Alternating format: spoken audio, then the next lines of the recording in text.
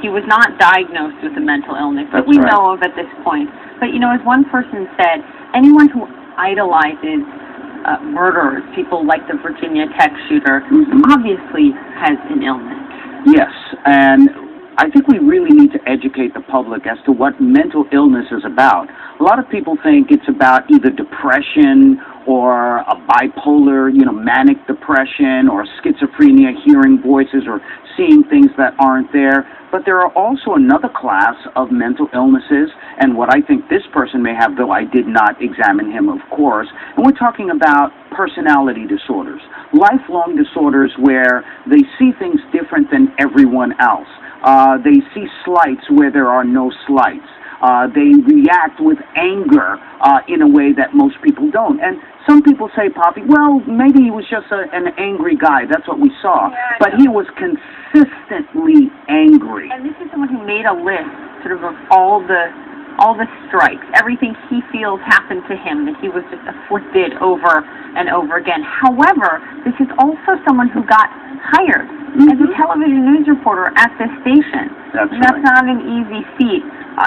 The ability to mask this. Yes.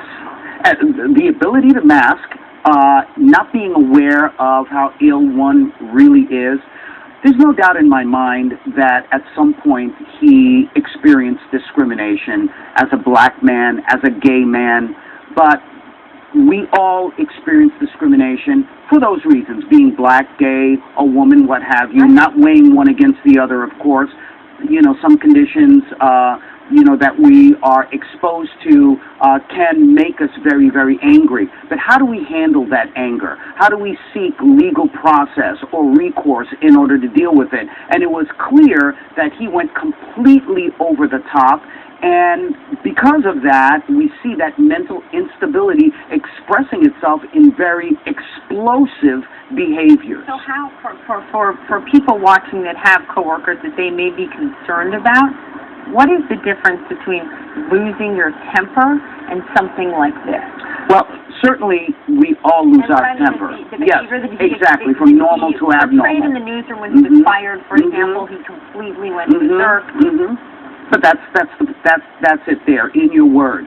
It's one thing to be angry and to say something that you regret at some point. It's another thing to threaten everyone around you, threaten someone with death or people with death. And when people are locking down from that, that's a clear indication that this person has a mental illness. That goes beyond anger. Now we're talking about unbridled rage, and that is consistent rage. It's not like he had an issue with one person and then tried to work it out. He had issues with almost everyone in the newsroom. And I believe this was a man, as many people do, who may not have been trying to mask the mental illness, but was not aware of it as much, number one, and number two, who was wrestling with trying to keep his sanity, as many people do who have mental illness. They don't want to be this way. It makes life impossible for them and those around them. They want to be normal. We know that he sent a 23-page letter to a news outlet, to ABC News, sort of a manifesto, if you will. Some read it as a suicide note. We know he planned to get away, that he had swapped out cars, he was in a rental car, he had these disguises, different license plates, and then he tweets afterwards, publicly, basically admitting that he did it. What do you read into that? It's sort of two different mindsets. Absolutely, and what we see is with these two different mindsets, one is, of course, being very murderous. The other one, as we often see, I know it's a cliche, but wanting to be caught.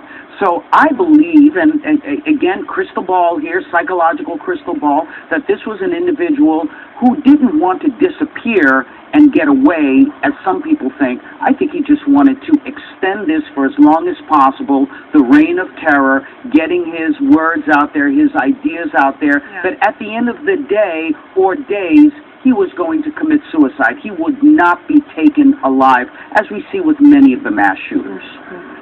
Jeff Gardere, thank you very much. Hard for anyone to put their mind around. Absolutely. Still to come here, Donald Trump touting his support for... Let's talk about the truth of this.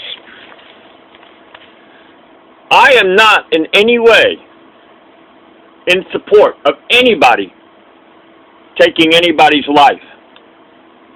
But I can't control what other people are doing.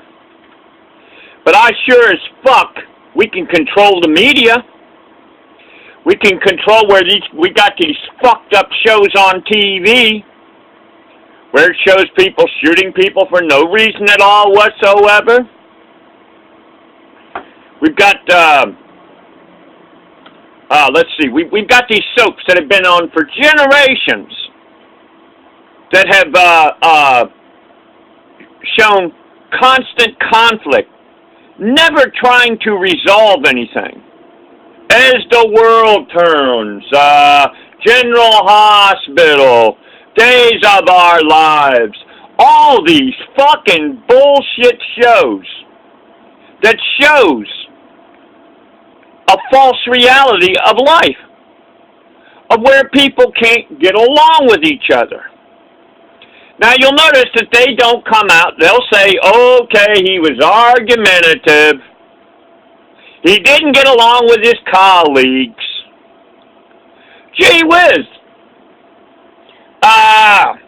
He had a mental illness. It's called demonizing. Demonizing people. As I said, I am not for any kind of violence. But I'm wondering, me, Jimbikeman, I have tried and still continue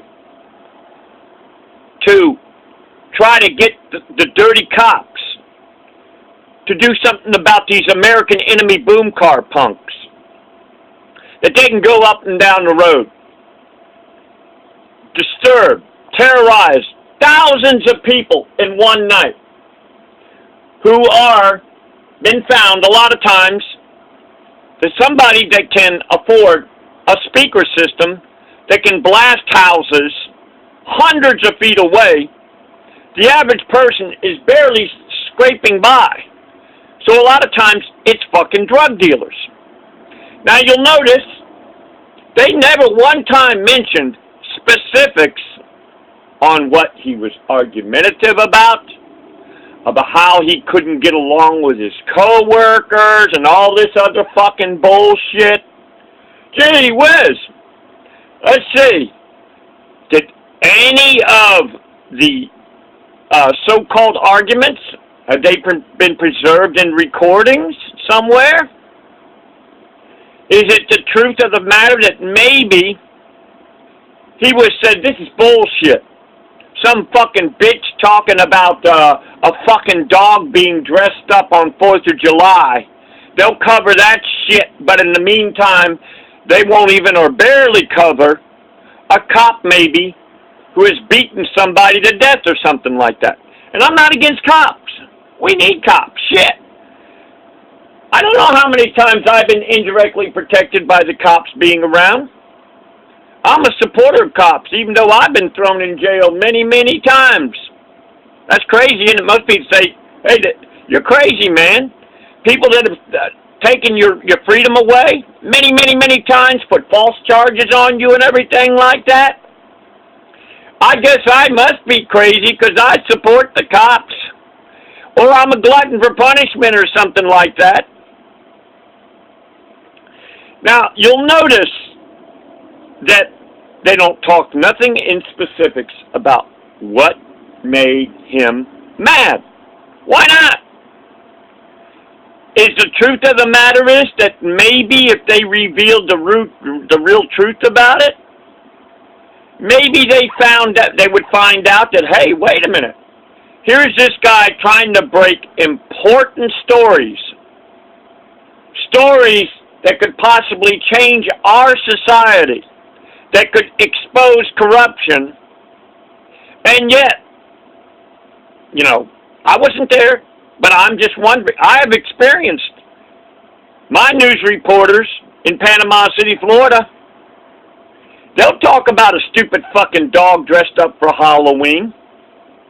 They'll talk about somebody's cake that they won a fucking blue ribbon on. But they won't talk about the poor homeless people that are being wrongfully jailed for years.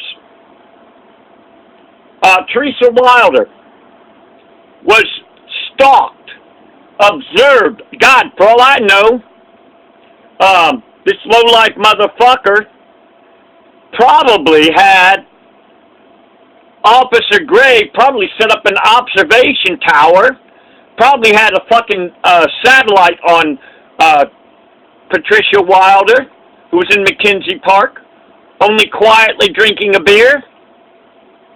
They won't talk about that. The news media don't talk about these motherfucking boom car punk motherfuckers. The news media won't cover the facts of the number of people that have probably been jailed because of the system where the cops love these boom cars. They know what they're doing. They know how they're irritating people. Hey, that's more customers that they can throw in jail. But you make sure them low-life motherfuckers, their fucking cars are parked out in their yard, marking their home, letting the boom car punk motherfuckers know where they are, so they're not going to hear no boom cars. And then what about the number of signs that are put up? No trespassing, no loitering, signs that have been put up all over the place in Panama City, Florida. They could take them signs and turn them into no boom cars. We'll take away your motherfucking vehicle under these following felonies: 80610, interference with emergency vehicles; 874, criminal gang signaling instrumentalities; 932, contraband. We'll take away your vehicle. Yeah. Not only that, under the American Terror statute, which is 876 of the Florida statute, we'll take away your fucking vehicle. And not only that, under Florida Constitution, Article 2, Section 7 of the Florida Constitution says unnecessary noise will not be tolerated. Then under United States Code, Title 18, 241, 242, which is $10,000 fine and 10 years in prison. Put them fucking signs up all over the place. Close down all the fucking shops that have the ability to have speakers that makes it to where somebody can be heard several hundred feet down the road, that puts the ambulance and fire department people in danger. So it seems to me that there is also a secret collection of people that they want corruption to go on. They make money off of fighting the individual battles. They don't want to end the war. This has been my experience. As I said, I support good cops. I hate dirty cops.